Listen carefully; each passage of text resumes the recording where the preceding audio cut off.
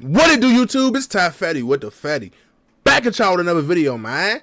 Y'all know why we here. To handle business, but before we handle that business, man, make sure you like, comment, and subscribe.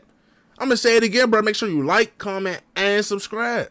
I'm going to say it one more. Matter of fact, like, comment, subscribe. Before I gotta beat you up, man, y'all know what's going on. We got Poochie, the 5'5" assassin who took out Biggie, man. Y'all don't know Biggie. Y'all need to go do your homework on Biggie Smalls, man. He was one of them ones. And this was before my time, but that's who I grew up listening to. My folks was bumping. It was Biggie and Nelly, for real. That's it.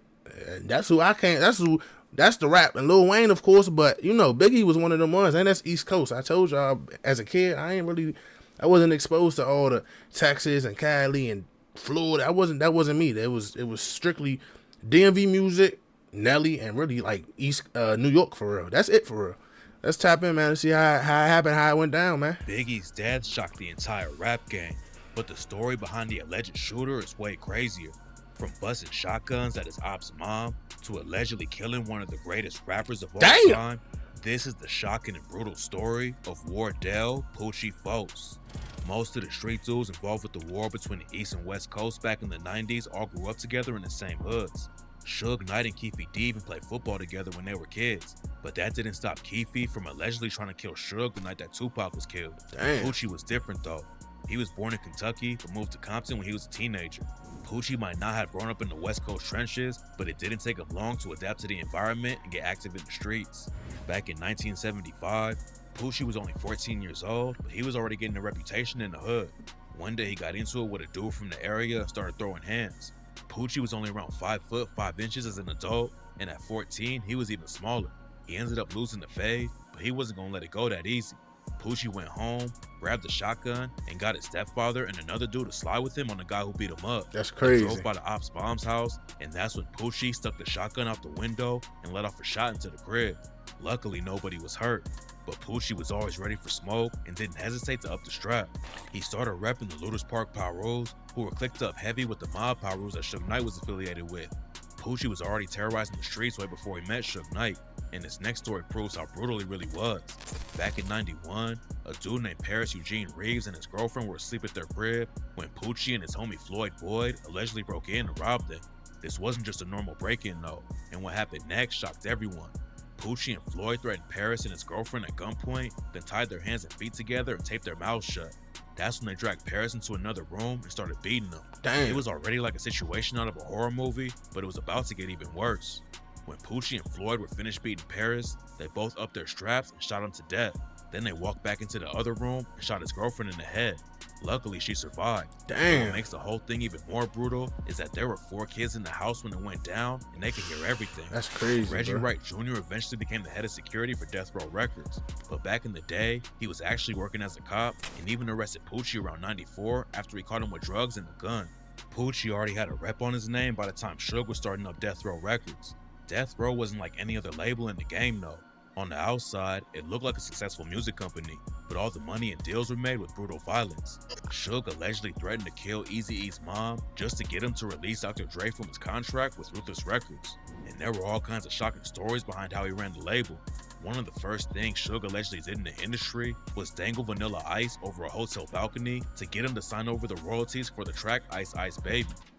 On my life, I gotta do a video on Suge Knight, because of course, we done heard Suge, this, that, and the other, Straight Outta Compton, the movie, this, that, and the other, NWA, all that. Nigga, we need to dig deep down. Somebody DM me on Instagram at TyFatty_, leave a link in the comments of a good Suge Knight video, bro. I don't care if it's an hour long. We're reacting to Suge Knight. No cap. Then there were 2 rappers who were brothers coming into the Death Row studio and laying down tracks, but they ran up a huge phone bill after taking a bunch of calls in the office.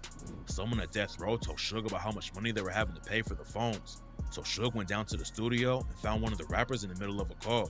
He told the dude to get off the line, and when the dude talked back, Suge smashed him up and made his brother and him strip down in front of everyone and started pistol whipping them.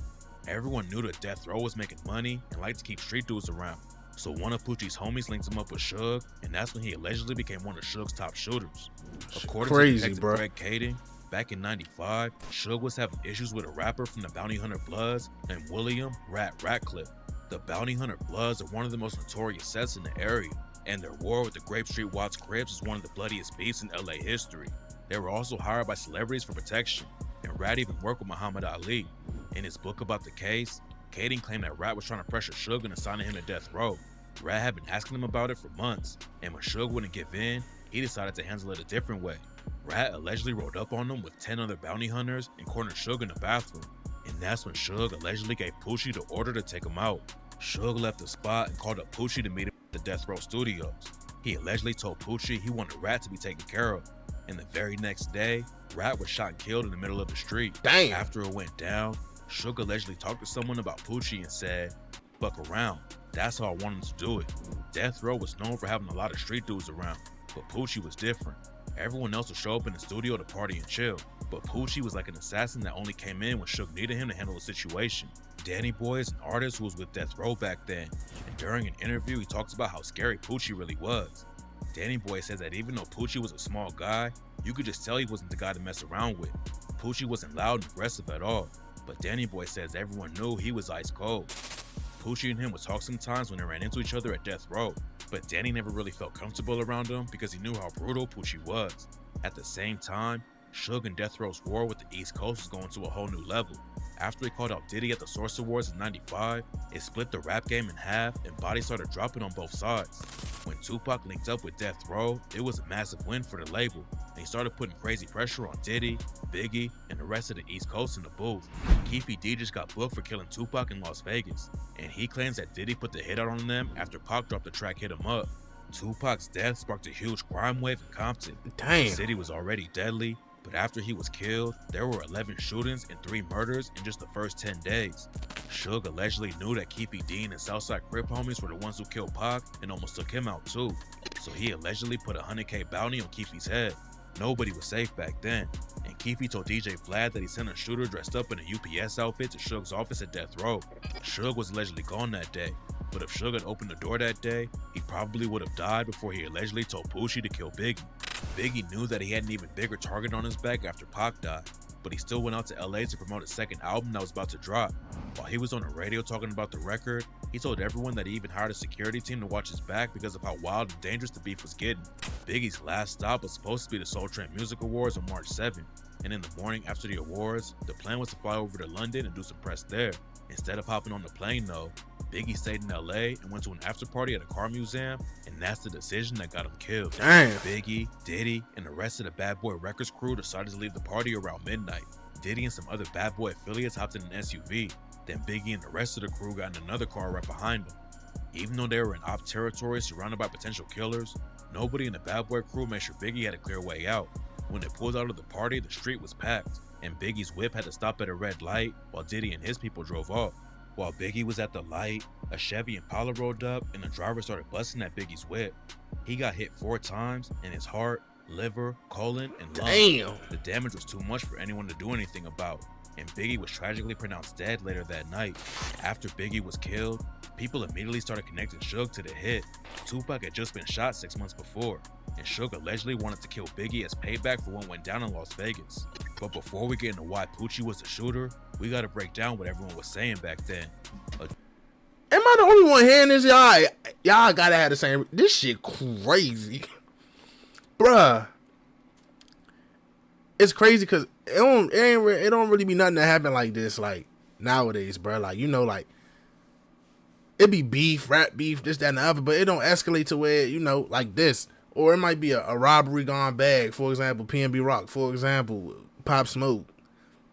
But they was really beefing, and this is get back. Like, this is crazy, bruh. And just imagine how the media would be now if something like this happened now with one of the bigger rap stars in the industry, bro. This is insane. Russell Poole was given the case back in the 90s, and he came up with a theory that Suge was working with a dirty cop named David Mack. Poole thought Mack and his homie Amir Muhammad were the ones who actually killed Biggie. Poole claimed that Mack and Suge came up in the same area of Compton and had been tight for years. Then a dude named Psycho Mike told Poole about Mack's friend Amir.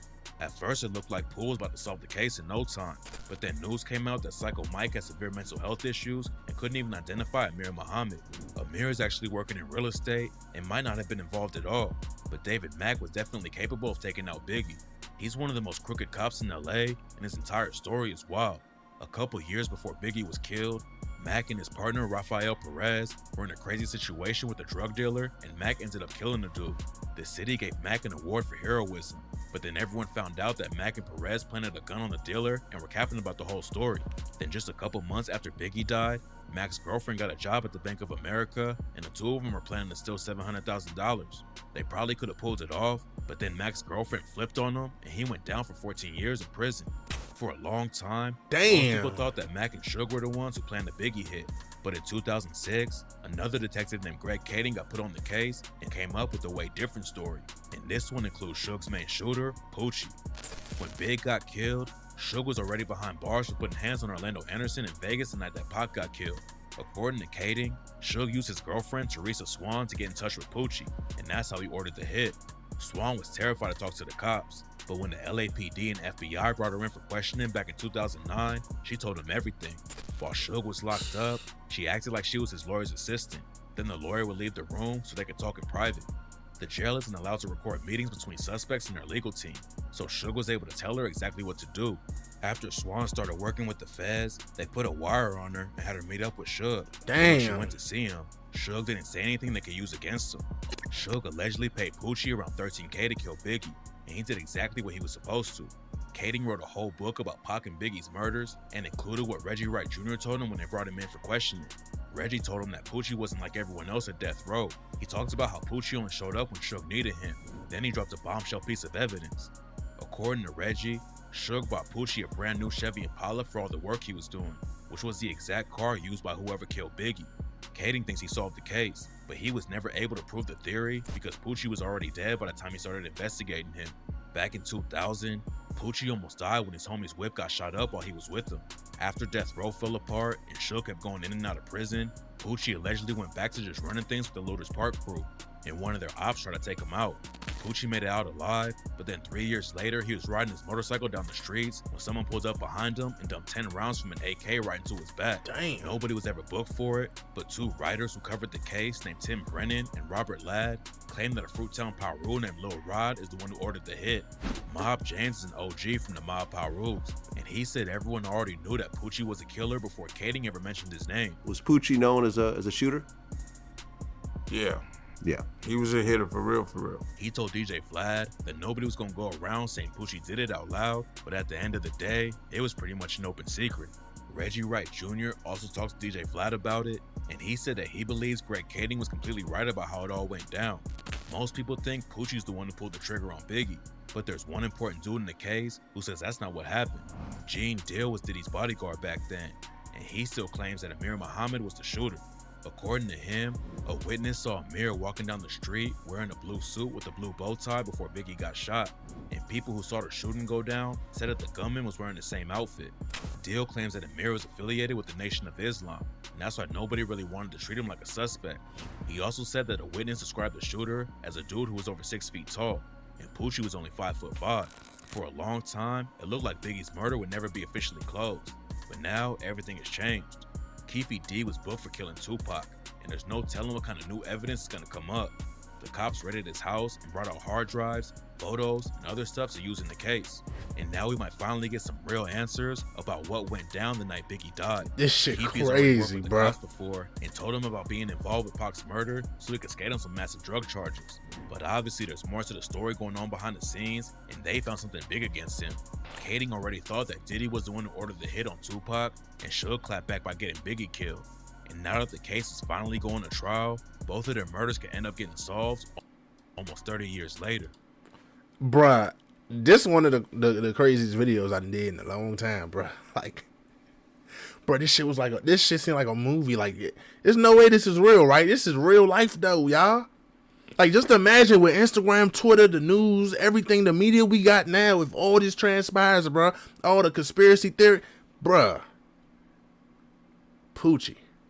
Little old 5'5" Poochie. With that being said, man, it's Ty Fatty with the Fatty, man. If y'all enjoyed that video, man, drop a like, because I might drop a like myself, dog. Make sure y'all stay smart, stay dangerous, and I'm going to catch y'all next time, man. I'm gone.